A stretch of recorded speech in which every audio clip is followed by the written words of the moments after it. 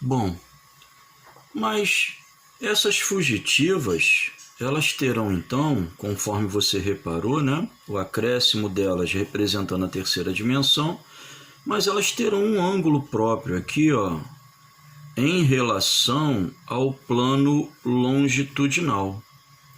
Ou seja, no alinhamento do comprimento do objeto representado, esse plano longitudinal ele vai formar um ângulo com as fugitivas.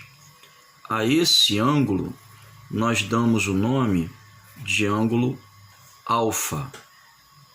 Então, o ângulo alfa é formado com o plano longitudinal em relação às fugitivas. Existem 3 ângulos característicos que nós poderemos utilizar para ângulo alfa, ok? Bom, quando a gente estuda trigonometria, né, esses ângulos, inclusive, são muito utilizados também. Quem a gente pode, então, eleger como ângulo alfa? Esses 3 ângulos possíveis para alfa é o ângulo de 30 graus, o ângulo de 45 graus e o ângulo de 60 graus. Mas seria apenas isso? Eu posso então ter essa opção, usar esses 3 ângulos diferentes e seria apenas isso? Não, na verdade não é. Cada um desses ângulos terá o que em desenho técnico chama-se coeficiente de redução. Esse coeficiente de redução será dado sempre pela letra φ do alfabeto grego ou, modernamente, né, pela letra K do nosso alfabeto. E para 30 graus, conforme você também vai verificar na sua apostila, existe inclusive uma correção que você tem que fazer na sua apostila, lá na página 61 da sua apostila. As ilustrações estão equivocadas. Peço que você confira na página 60, a tabela logo acima da página, que você vai encontrar os valores corretos lá. Mas qual o coeficiente de redução, por exemplo, para o ângulo de 30 graus? O ângulo de 30 graus vai admitir um coeficiente de redução da fugitiva em 2/3 ou 3/4 da medida real da largura. Tá bom? Daqui a pouco a gente vai verificar o que é isso. O ângulo de 45 graus, no entanto, só vai admitir a utilização da metade dessa dimensão real, enquanto que o de 60 graus, nele usaremos apenas 1/3 dessa dimensão. Então, o coeficiente de redução, o φ ou o K, para 30 graus, 2/3 ou 3/4, para 45 graus, igual a metade, e para 60 graus, ficaria em 1/3. Bom, vamos colocar uma situação aqui, ó, provocar uma situação para que a gente entenda como esse coeficiente de redução iria então ser utilizado na prática. Vamos lá. Vamos supor que essa largura desse objeto, o objeto real, ele tenha uma largura de 60 milímetros. Estou meio de mau jeito aqui, né? Mas deu para a gente ler. Digamos que ele tem aí 60 milímetros. E que eu queira, para o meu ângulo alfa, colocar uma fugitiva, usar uma fugitiva a 30 graus. Bom, se eu tenho essa necessidade, de acordo com o coeficiente de redução, de acordo com a norma do desenho técnico para representações gráficas, se eu tenho que tornar menor, usar apenas 2/3 ou 3/4 dessa dimensão, vamos supor que eu use os 2/3, 60, ó, um cálculo rápido, 60 que multiplica 2/3 seria ou equivale a dividir os 60 por 3, igual a 20, multiplicar por 2 e seria 40 milímetros. Na fugitiva, eu usaria apenas esses 40, sabendo que o objeto possuiria 60. Uma vez que alfa é igual a 30 graus, o ângulo da minha fugitiva é igual a 30 graus, eu usaria apenas 2/3 desses 60 milímetros. Usaria apenas 40. Se usasse 45 graus, esse ângulo aqui, bom, usaria apenas a metade. A metade de 60 milímetros a gente nem precisa fazer muito cálculo, né? Seria igual a 30 milímetros. Notem que quanto mais fechado em relação ao plano vertical, ó, aberto em relação ao longitudinal e fechado em relação ao plano vertical, eu diminuo cada vez mais o valor da fugitiva. Usaria 40 para o ângulo de 60 graus, já para o ângulo de 45 graus usaria apenas 30. Se eu usasse 60 graus, usaria apenas 1/3 desse valor. Olha só, 1/3 de 60 graus seria igual a 60 dividido por 3, 20, multiplicado por 1, 20 mesmo. Então eu usaria a 30 graus fugitivas a 40 com 40 milímetros em relação aos 60 da medida real da peça. Se a 45 graus apenas a metade, cairia para 30. E se a 1/3 a 60 graus, eu utilizaria a medida apenas de 20 milímetros. Então, notem que 60 graus não, 60 milímetros, né? Notem que quanto mais fechado o ângulo em relação ao plano vertical, menor seria então representada a nossa fugitiva. Bom, mas isso não é tudo ainda, né?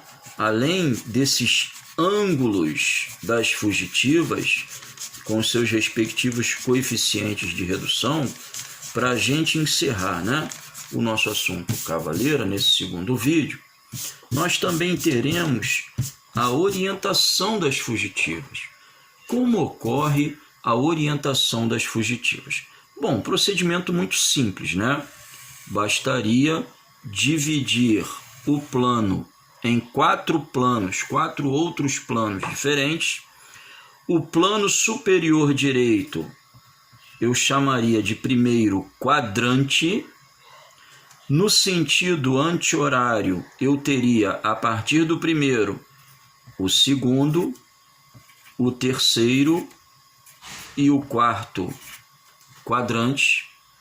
E nesses quadrantes nós teríamos então todas as orientações possíveis para as fugitivas em perspectiva cavaleira.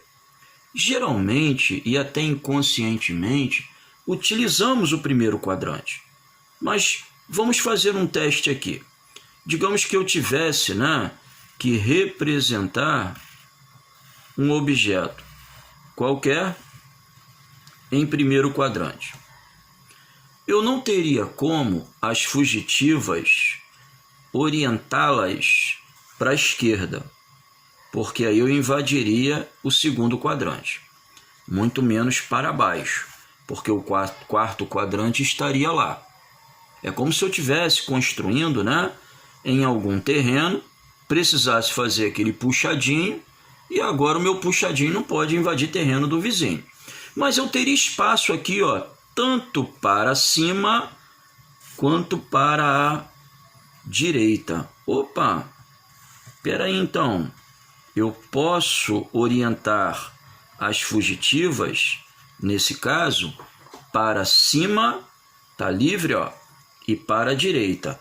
A representação em primeiro quadrante, então, tem essa orientação. Para cima e à direita, que seria a orientação em linguagem de CAD, a nordeste. Bom, se em segundo quadrante, notem que agora, ó, eu não tenho mais a minha opção de orientar as fugitivas para a direita. Eu continuo ainda com a opção para cima. mas eu não posso mais orientá-las à direita. Então, a minha orientação possível aqui, ó, seria para cima e à esquerda. Bom, em linguagem de CAD, essa orientação nós chamamos de orientação a noroeste. Bom, em segundo quadrante, então, já que é um quadrante à esquerda, eu teria, e claro, né, ao norte e à esquerda, eu teria essa orientação para cima e à esquerda. Já em terceiro quadrante, como ficaria isso? Eu já agora percebo que perdi a minha opção, já que é um quadrante ao sul, eu perdi a minha opção de representar com fugitivas orientadas para cima. Mas eu ainda continuo podendo à esquerda, só que agora eu vou ter que orientar para a esquerda e para baixo. E no quarto quadrante, para a gente finalizar, apesar de conseguir ainda, né, orientar para baixo, eu já não posso mais à esquerda. Então, teria que orientá-las para baixo e à direita. Então, veja que a orientação das fugitivas vai seguir um padrão. E aí você, de repente, está até preocupado e questionando, mas Tavares, por que eu tenho tantas opções? É simples, querido. Imagina se você estivesse representando, por exemplo, um carro qualquer, né, em cavaleira. Espera aí, se eu preciso mostrar os faróis dianteiros e a grade, bom, segundo ou terceiro quadrante seria a melhor opção, você não acha? Já se eu quero representar a traseira do carro com as lanternas, primeiro ou quarto. Mas se você quer representar o bagageiro lá em cima do carro, primeiro ou segundo. No entanto, aquele escapamento novo, aquela suspensão nova, se é isso que você quer representar, terceiro ou quarto. Mas Tavares, eu quero representar essa suspensão e também a grade frontal com os faróis, terceiro quadrante. Se é o bagageiro e as lanternas traseiras, então o primeiro quadrante. Então você nota que, seja qual for a necessidade de representação, também teremos à nossa disposição o quadrante. No momento de interpretar, também vale a pena ressaltar. Se o desenho está demonstrado, por exemplo, em terceiro quadrante, alguém está chamando a sua atenção para o plano inferior, o fundo do objeto, bem como o plano lateral esquerdo. Se ele veio em primeiro quadrante, significa que é muito mais importante tanto o lateral direito quanto o plano superior, além, obviamente, do plano frontal, que é a própria estrutura da perspectiva cavaleiro.